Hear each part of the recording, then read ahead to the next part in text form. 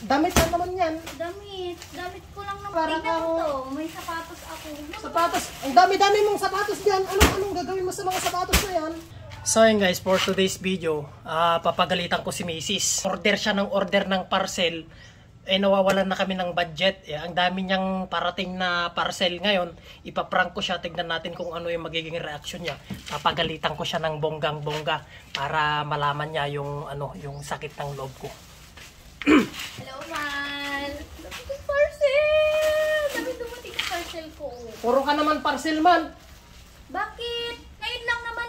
Bago matapos tong taon na to, gusto ko maka-order pa ako. Syempre naman. Ano lang mga yan, mga pinag-order mo, wala ka nang naiambag sa bahay, wala ka nang trabaho, parcel ka ng parcel, para ka namang maraming pera, mayaman ka ba? Deserve ko naman. Syempre, ang Deserve na?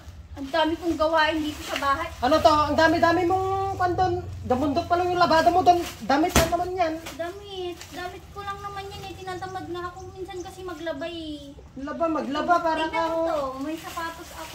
Sapatos, ang dami-dami mong sapatos dyan. Anong gagawin mo sa mga sapatos na yan? Para ka namang... Syempre para may iba-iba akong suot, di ba? Ganun lagi ka pang hindi ka na ubusan ng ng dahilan mo.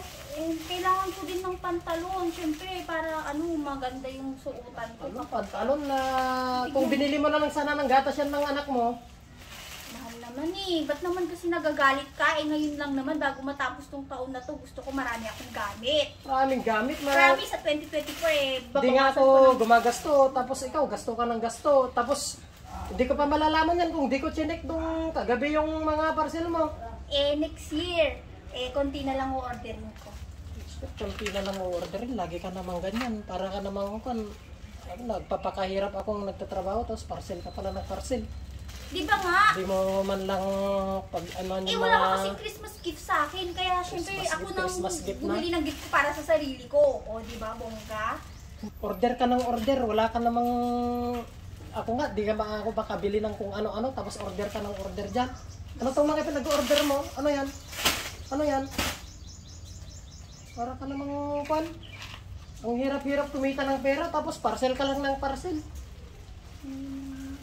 Ngayon lang naman na, pero bukas baka marami na namang parcel niyan. Ilang parcel yan, ilang bayad yan? Magkano yan?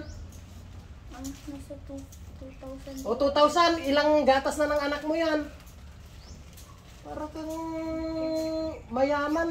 May relo pa ako. O relo, anayin mo yung relo. Wala kang oras sa akin, magre-relo ka pa. Sino mali? Ako. Magsorry ka sa akin. Sorry. Ulitin mo pa. Hindi na. Dami-dami mong damit doon na hindi nagagamit. Tapos, panay ka parcel. Magsorry ka. I'm so sorry. Para kang bata na pag pinapagalitan ka, di mo sila sa ulo. Pasok sa Sorry po. Pagkis mo ko. Wala naman tayo magagawin. Na-order ko na, nabili ko na. Ano pa nga ba nakabidyo ka Ano ba?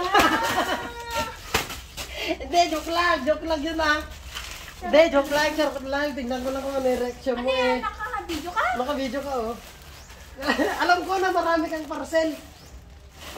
Siyempre. Ano na naman yan? Pakulo yan. Tinesting nga kita kung magpapauyo ka pala. Kinabahan. Ay, maniniwala dyan. Nakabidyo ka dito yung camera Ala, kalakukan lang ko. Ano? Ayan, tinago ko dito.